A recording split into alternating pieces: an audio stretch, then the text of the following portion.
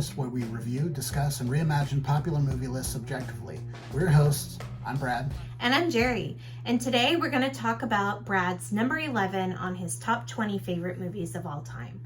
And number 11 is The Princess Bride, released in 1987, directed by Rob Reiner, written by William Goldman, edited by Robert Layton, starring Carrie Elways, Mandy Patinkin, and Robin White.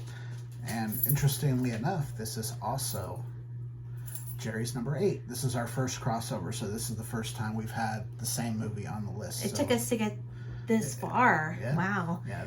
So the story is about a bedridden boy's grandfather reads him the story of a farm boy turned pirate who encounters numerous obstacles, enemies, and allies in his quest to be reunited with his true love. So my thoughts are, the reason why Brad loves this book or movie is it's a unique love story. It's freaking hilarious. It's very quotable. It's an ensemble cast. Mm-hmm. It checks all your boxes. Yeah, it checks a lot of yours too. Yeah, it does. It's fun. The characters are quirky. Yes. And I just think it's just a real good time. This is another one where, another movie from the 80s, which did not do well at the theater, but had gained a cult following over the years on home video. It's now probably one of, like, if you pulled, especially younger Gen Xers, I think this movie would score very, very high on most of their lists. Yeah. This is such a fun movie. And this is another one. We were talking about stagecraft when we were talking about Big Trouble in Little China. This movie would really benefit from being shot on stagecraft. Yeah. Because all the sets are kind of small. Mm-hmm. I think it would really have benefited from that. I mean, there's a few scenes where you wouldn't been able to pull it off. I do not whatsoever want this movie to be remade. But it was remade. What? It was remade during the pandemic. That's right. Home movie, The Princess Bride, that was released on Quibi. So during the pandemic, that's right, a lot of actors, comedians, and whatnot, they all shot scenes from The Princess Bride at their homes. And the only rule was they could only use what they had at their house. Yeah. To, do the scenes. And, so you get I've only seen a couple of them. Quibi was, if you don't know what that is, it was this basically streaming service, I guess, for lack of a better word, where everything was designed to be seen on your phone. It was shot on your phone. It's short for Quick Bites. Okay. And they release stuff, and the thing is, you could watch it with your phone oriented either way. So however you turned it, you'd be able to watch it. It would change the aspect ratio. This was probably the most popular thing that was on there. The coolest thing about it was the very last scene with the grandfather and the grandson was shot with Rob Reiner, the director of the original movie, as the son, and his father, Carl Reiner, who was a Hollywood legend, and it was 102 at the time. Wow. They shot that last scene together, and just a few days later, Carl passed away at the age of 102. So it was the very last thing that he ever did. That's very cool. And he got to do it with his son, which is that's just wonderful. Yeah.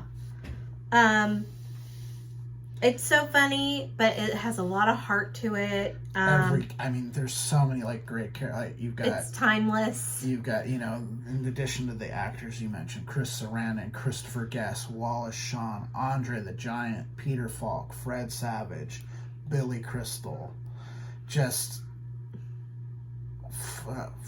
funny stuff. It's so quotable. It's a story being told. It's a fairy tale. Through a story. Yeah. The cool, one of the coolest facts from the movie is Mark Knopfler, who is the lead singer of Dire Straits, did the movie for this and did the music for this, and the one thing that he required to do it was that the hat from that Rob Reiner's character is wearing in This Is Spinal Tap had to show up in the movie. Oh. So if you look in the kid's bedroom, that hat is in the bedroom. Oh, how cool. I just thought that was kind of a fun thing where he's just like, I'm only going to do it if you put the hat in there. So that hat did make it in there. The exchange between Peter Falk as the grandfather and Fred Savage as the grandson is really great. It's really sweet. I love the way that it's back and forth. So you go from, quote unquote real life to the story. Is really, really interesting. There's just so much fun. I love the dynamic between the Dread Pirate Robert and Buttercup? No, Montoya. Inigo Montoya. Inigo Montoya. How they Yes. They are having this sword fight, but they're talking to each other through it. And they're very respectful about extremely, it. Yeah, they have this the most respectful fight in He's like, I'll give you a few minutes you just came off that cliff. I'll give you a few minutes to take a break. You've been more than fair. And we listened to I forget what trip we were on. I didn't listen to it. You did. We listened to it in the car together. We did? We did. I don't remember that at all. There's a book about the making of this movie called As You Wish. And the audiobook's really great because it's read by various members of the cast. It's mostly Carrie Elwes is the main narrator of the book, but a lot of times Robin Wright will come in, Billy Crystal will come in, Rob Reiner will come in, and they're actually talking. The only person obviously who can't talk is Andre the Giant because he's passed away. But Mandy Patinkin speaks. So this is one of those casts they really really got along with each other, and it's really cool behind the scenes to hear about the how the movie was made. And they don't make movies like this and I anymore. think, if I'm not mistaken, I think Carrie Elwes wrote the book. Yeah, I think he did. I think it's his book. So, but yeah, they don't make movies like this anymore. No, and this movie's just fun. It's just such an enjoyable watch. And it's so funny and so clever. Yeah. It's just And it's just it's just a legendary story that this kid. I mean, the funniest part about it is this kid's being basically read a love story, and he's like, wait a minute. When they go to kiss, is this a kissing book, Grandpa? Oh, yeah. And But then at the end, he's like, it's okay. It's okay. You can read it. You can read it. Yeah. And it's actually a book. It's kind of a weird thing. Goldman wrote a book to adapt. Oh, he wrote it after the movie? No, he wrote it before. So, but it wasn't he wrote a book that was just released. He wrote a book to adapt. I see. So there's actually a book for Peter Falk to read. It's kind of interesting. Oh, that's great. Yeah, this is just a really fun time. Super quotable. Most people, I'm sure, have seen this movie, at least of our generation. Yeah, I actually watched it when I was in Tahoe last month. Okay. Or 2 months ago. Anytime that it's on TV, I usually stop. It was interesting. When I was there, a lot of the stuff I needed to watch, either that was on your list or my list, was playing. I was playing. Nice. I watched Godfather 2. I watched The Bourne Identity. Okay, don't. I watched probably 6 movies that are on either your list or mine that just happen to be on TV. It was kind of interesting. Okay.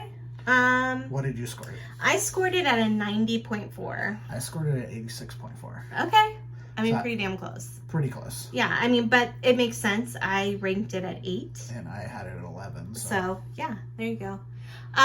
If you have seen The Princess Bride and you would like to comment how your feelings about it, please do so. If you watch the Quibi version, I'd be interested to see what people thought of that. Can we still watch that or no? Quibi's gone, so it's unfortunately it's lost to the universe unless someone like ever. Maybe it's on YouTube or something. I remember seeing there were pieces and parts of it on YouTube, but not the whole thing. Okay. If you want to contact us directly, please do so at ratingthelist@gmail.com. But that's it for now. I'm Jerry. I'm Brad. And we're rating the list. Have fun storming the castle. Bye. They'll never make it.